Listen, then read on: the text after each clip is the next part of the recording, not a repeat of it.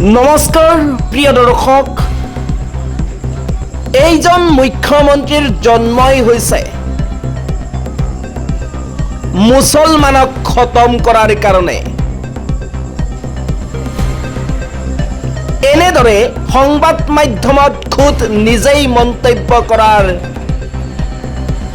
কেইদিনমান পিছৰ দৃশ্য চাওক এয়া। আজান দি থকা সময়ত এখন মছজিদ ভাঙি তছনছ কৰিলে। মুছলমানসকলৰ চকুত চকু পানী বোৱাই আনিছে মুখ্যমন্ত্ৰী হিমন্ত বিশ্ব শৰ্মাই। কি বৃদ্ধ, কি বৃদ্ধা, কি পুৰুষ, কি মহিলা, কি শিশু, সকলোৱে নিজ আপোন ঘৰখন হেৰুৱাই হিয়া ঠাকৰি কান্দিছে। সকলো মুছলমানৰ অন্তৰত দুখ দিছে মুখ্যমন্ত্ৰী হিমন্ত বিশ্ব শৰ্মাই।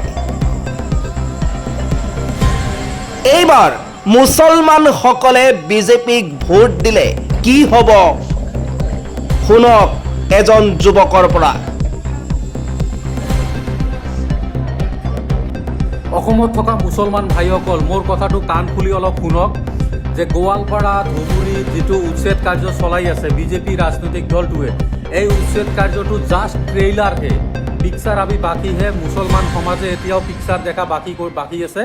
পিকচাৰ দেখিবলৈ যদি নাচায় তেনেহ'লে আগন্তুক 26ৰ নিৰ্বাচনত আমি বিজেপিক ইয়াৰ পৰা খেদাব লাগিব। আৰু যিসকল মুছলমানে বিজেপিত ভোট দি আছে বা বিজেপিৰ গুণগান কৰি আছে সেইবিলাকক ঠিক কৰিব লাগিব। 1 নম্বৰ। 2 নম্বৰ, ৰকিবুল হুছেইন কি কৰি আছে ধুবুৰীত? এই ৰকিবুল হুছেইনৰ কাৰণে ইমান দিনেতো কি উচ্ছেদ কাৰ্য তাত হোৱা নাই, উচ্ছেদ না আছিলে। 5 বছৰ আগত বিজেপিও আছিলে, তেতিয়াতো কি ৰকিবুল হুছেইন তাতে না আছিলে? তেতিয়া কিয় উচ্ছেদ হোৱা নাছিলে? এতিয়া ৰকিবুল হুছেইন আহি কিয় উচ্ছেদ হ'ল? এই কথাটো মন কৰিবলগীয়া কথা।